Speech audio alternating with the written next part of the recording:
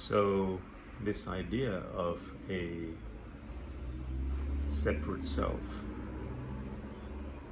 came into being as and when a person is born. As soon as a person is born, they are told about the identity that they've got. They're told about they've got a certain name, they've got a certain sex, they've got a certain nationality, they've got a certain religion they need to follow. So all of this is the process of creation of this separate self, this identity or this image. And then of course gradually you get taught and inculcated into certain conditionings and certain beliefs, and those beliefs are largely about how you should behave, about how you should project yourself. So when you're in class, you have to behave in a certain way. When you are with your siblings, you behave in a certain way. So essentially what happens is a projection of how you should be gets put onto a child, and the child quickly starts adopting those projections and personas. And so in those formative years, that process of superimposing some of those projections starts happening. And as the child grows up, the child starts having multiple personas. Depending on various situations, they behave differently, and so as they grow into an adult, they behave differently with, let's say, their spouse, and behave differently at work. But all of these personas that have been created, they are actually a combination of projections from different people, or expectations rather, from different people. And in trying to navigate all those expectations, the child then tries to find a middle ground, tries to keep everyone happy, tries to please everyone, but at the same time also tries to do what they want to do as well. So this image that has been created, and then there are things associated with this image. So those things could be books, they could be objects. Initially starts with toys, but as time goes, they start building up into objects that the child starts collecting, and eventually they get into bigger objects like cars and houses and land and books and lots of different things. They also start collecting concepts and ideas that relate to their own personality, and these could be ABC is a very compassionate person, or ABC is a very wise person, or ABC is a very kind person. So these are kind of labels that also start getting collected. And as time goes, it becomes more about me and mine and yours. So anything that I have collected and made it as me or mine then becomes strongly identified with this identity that has been created, or with this persona that's been created.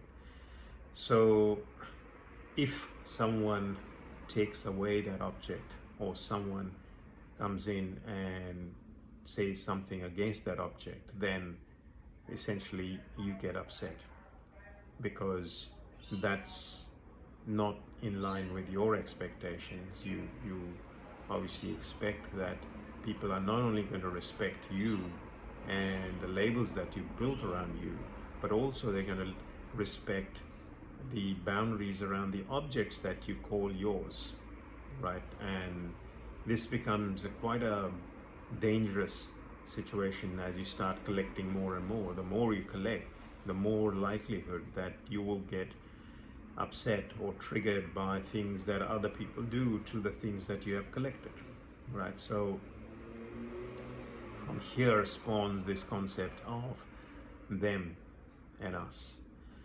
So what I would say us is this persona, this identity that's been built, and the things that you call as yours, and you basically say, oh, this is us and them. And this us and them mindset you probably have known about or seen happen in a corporate sense, or even about even anywhere in the world. So you have an employee who actually thinks, well, we are all employees, and then there's management. So it's them and us. It's us against them. And this concept has then sort of transformed the thinking of people. So to anything that you call as me and mine, or rather, if I put it in the them and us context, as us, you are very compassionate about, you're very caring about, you're very considerate, you want to do the best thing. So, for example, you may have a couple of kids, you have a spouse, you have your parents, you may have your siblings. You might define those people as part of this us. Anyone outside of that us is really them. And so your behavior towards this family that you have called as us is very compassionate, caring. But on the other hand, anyone, let's say it could be maybe even your wife's parents, who you consider as them, and your behavior towards them might be a bit cold. So this is a result of this creation of this circle of us. Depending on how big this circle of us is for you, you expand your compassion accordingly. So, for example, some people may have expanded their definition of us to include, let's say, a community that they've got. And that community could be a certain language speaking community, or a certain religious community, or potentially even a community at work who periodically volunteers. So if you've created that us as that community, then anyone in that community is treated with a lot of care and compassion, and treated almost like yourself. But anyone outside that community is them. So as your community grows, your circle of what you call as us starts growing as well. And the difference between a person who's realized who they are, or who they truly are, is that their definition of us basically includes the entire universe. So it's expanded to a level that you start behaving with compassion and care and love towards everything, every being in this universe. Whereas a person who's very self-centered, their definition of us is just them, as in their physical body, or their mental constructs. Anything outside of that is considered as them. So depending on where you are in this continuum, you can come across as a very self-centered, selfish person if your definition of us is just you or your objects, as opposed to someone who actually sees that the whole community, or the whole country, or the whole universe is part of them, or they believe that's in this circle of us. So a question to you is that where do you draw this boundary of us and them? And for practical purposes, we define this definition of us and them as something that is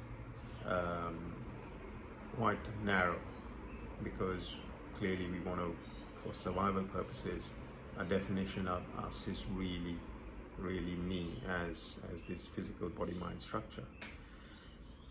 But for non-essential items, we have taken this, we have made this error that we identify that boundary to be, again, this physical body and body-mind structure, and hence anyone who is saying anything about us, we get upset about it. So, question for you is, where is your boundary? Who do you see as me? Who is this I that you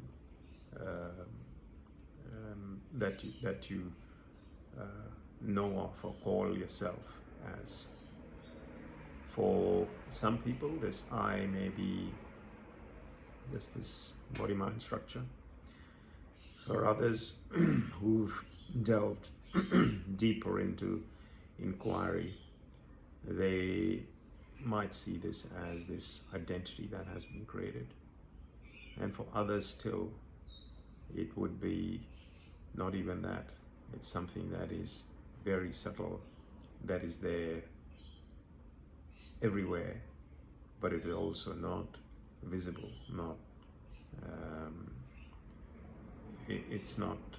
it doesn't have any attributes, something that we all or some of us refer to as consciousness. It is that which is in everything, but it is also something that is without attributes or without any causes. It was neither created nor destroyed. It is eternal, it's timeless. But to discover that, you need to question yourself. You need to question, who am I? And all that you see around you is changing. It's not something that is constant. It's continually getting created and destroyed. So if you see anything that is changing around you as something that you're not, then very quickly you will arrive at, what are you? Who is this I that you're searching for?